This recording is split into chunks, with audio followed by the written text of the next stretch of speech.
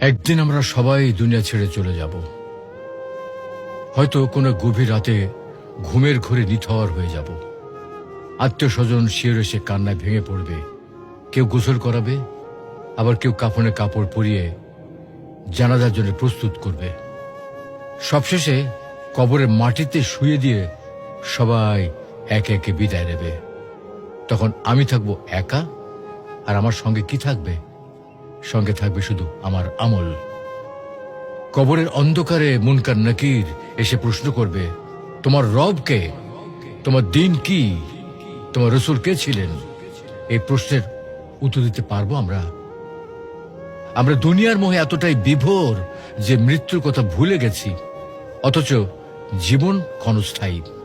আজই সময়ে প্রস্তুতি নেওয়ার, নিয়মিত সালাত আদায়, আল্লাহকে স্মরণ এবং পাপ থেকে দূরে থাকা, আর এগুলি হচ্ছে আমাদের কবরের সঙ্গী। তো আসুন দুনিয়ার মোহ ছেড়ে আল্লাহর পথে ফিরে যাই। মৃত্যু সেই একাকী রাত আমাদের জন্য শান্তির রাত হোক।